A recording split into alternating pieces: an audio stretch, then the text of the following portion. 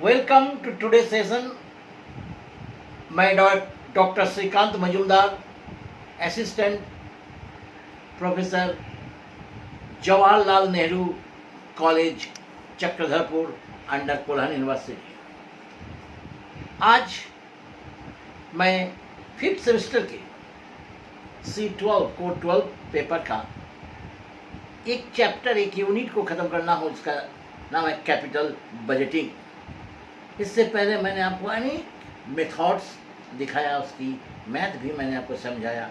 आज थोड़ी सी मैं आपको बताने जा रहा हूँ प्रॉफिटेबिलिटी इंडेक्स, और एक प्रैक्टिकल क्वेश्चन सॉल्व करूँगा जो एग्ज़ाम में आती है। आज मैं आपको बताता हूँ प्रॉफिटेबिलिटी इंडेक्स। यानी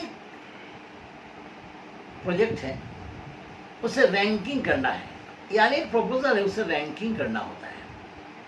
तो आइए मैं आपको बता दूं आज profitability index. This methods also based on time adjusted techniques. Time adjusted techniques. It also called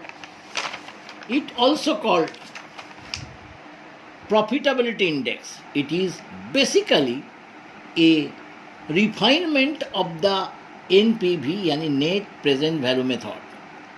This ratio is expressed either in per rupee or in percentage.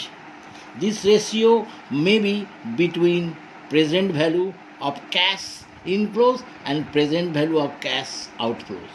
This ratio may be between present value of cash inflows and present value of cash outflows, or excess present value and cost. Based on the TPV formula देखिए, present value of cash inflows by present value of cash outflows.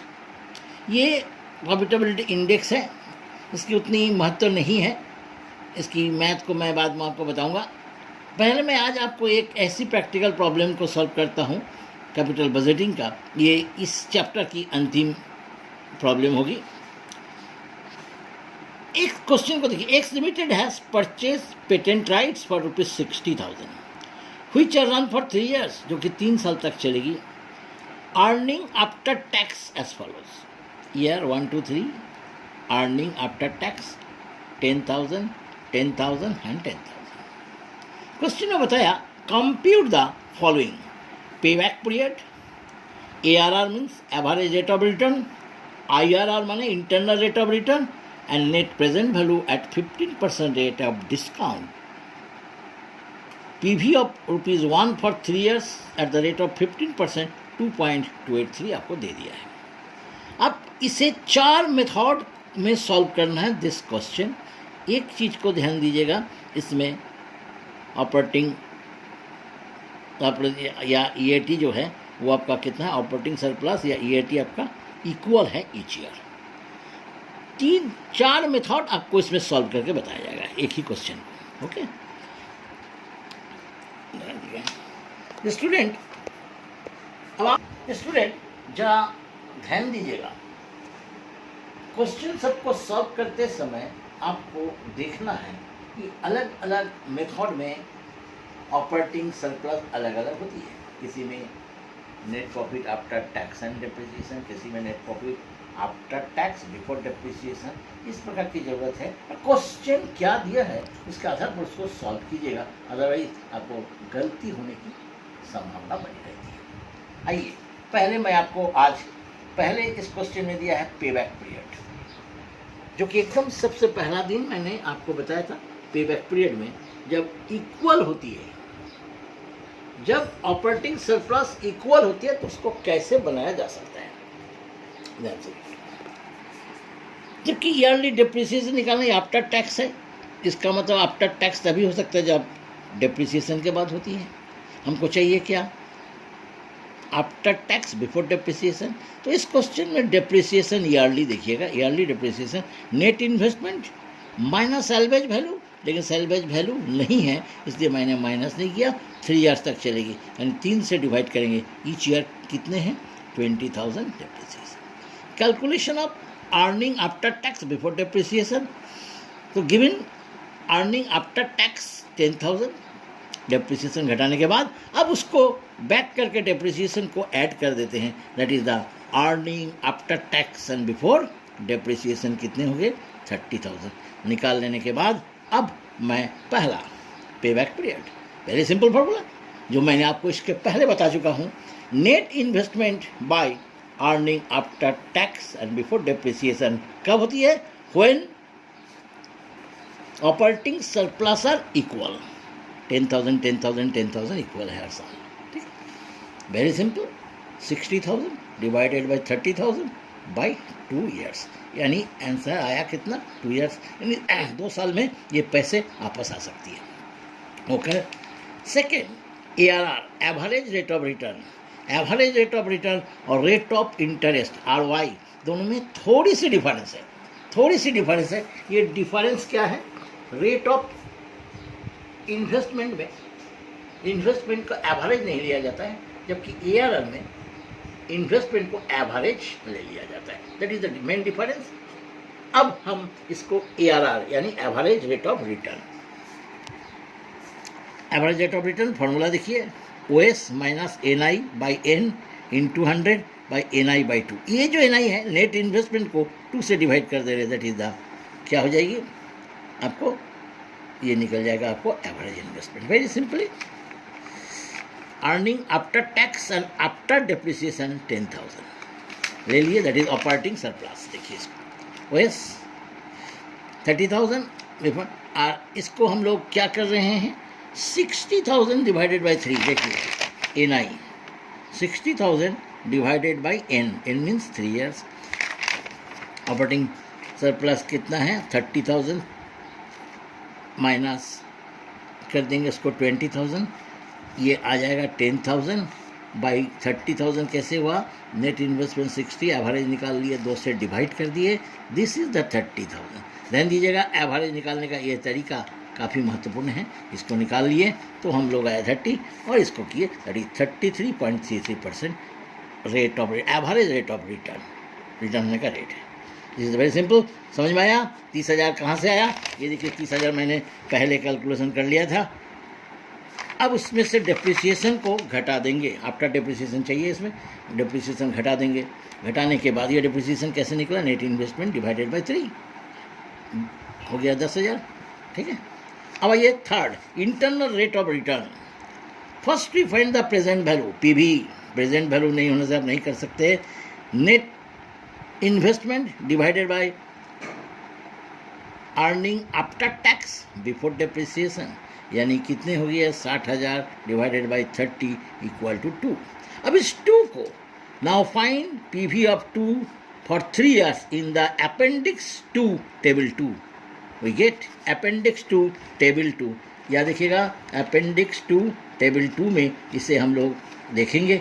इस चीज़ को फिर एक बार देख लीजिए, काफ़ी महत्वपूर्ण है। 2 आया, इस 2 को इस कहाँ मिलेगा 3 ईयर्स में, 3 ईयर्स के 3 ईयर्स में 3 ईयर्स में 2 कहाँ मिलेगा, देखिए 3 ईयर्स में 2 2 2 2 2 2 2, ये देखिए इसके और इसके बीच 2 होती है, 22 एंड 24% के बीच 2042 एंड 21981, ये तो हाई रेट है, उसके बाद तो 2 से कम हो जा रहा है, इसका मतलब बीच में कहीं है। तो हम लोग देखते हैं 23% 23% नहीं दिया है यहाँ, आप आसानी से निकाल लीजिएगा। यहाँ ध्यान से देखिए, find 23% as follows, between 22% and 24% के बीच 23 आ रहा है, तो 22% 2.042 लिखिए, 22% का 24 के बीच का है, तो 22% का कितना है प्रेजेंट वैल्यू 2.042 एंड 24 का कितना है 1.981, दोनों को जोड़ दीजिए, एवरेज निकाल लीजिए, 2 से डिवाइड कीजिए, 23% कितना हो गया 2.011। अब देखिए लिखिएगा यहाँ पर रेट एंड PV, 23% 2.011 नहीं दिया है, हमने निकाल लिया, निकालने का तरीका देखिए, एंड 24% 1.981 दिया हुआ है, इसको ले लिए।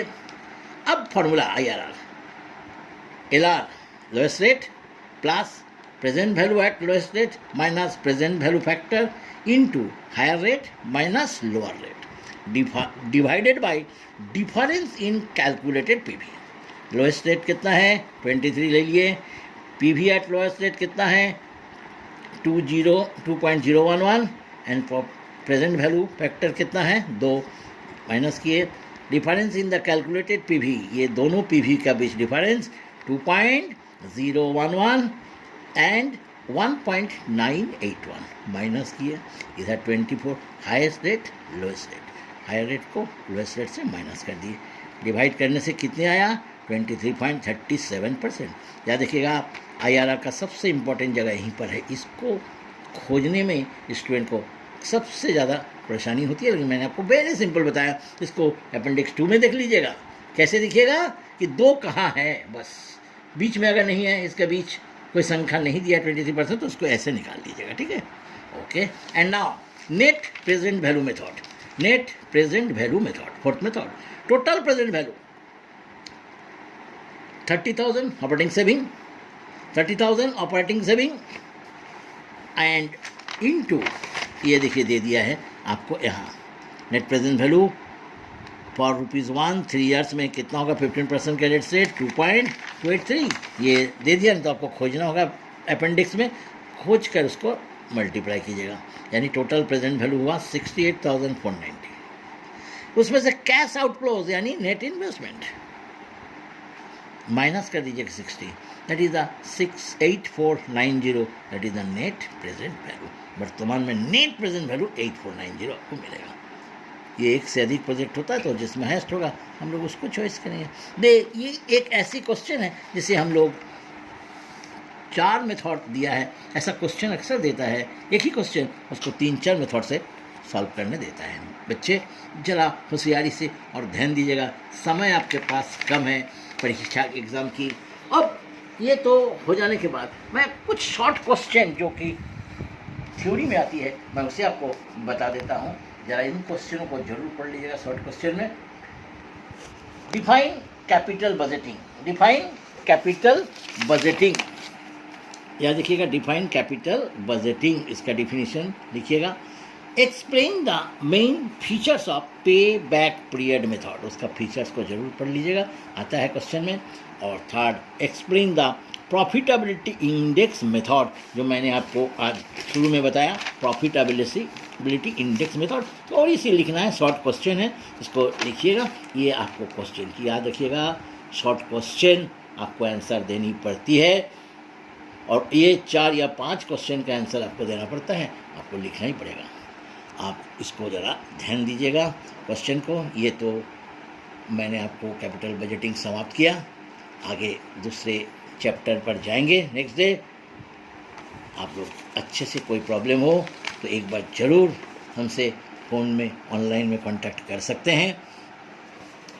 अगर किसी प्रकार की कोई डिफ़िकल्टीज़ हो तो ऑनलाइन आप लोग हमसे बात कर सकते हैं, पूछ सकते हैं, क्योंकि कैपिटल बजटिंग काफ़ी इंपॉर्टेंट चैप्टर है। एकदम निश्चित रूप से एक लॉन्ग क्वेश्चन या शॉर्ट क्वेश्चन आता है। तो आज इतना ही रहा। याद रखिएगा लॉकडाउन की स्थिति चल रही है, घर से नहीं निकलेगा और मास्क जरूर पहनिएगा, सैनिटाइजेशन कीजिएगा और घर में बैठकर पढ़िएगा।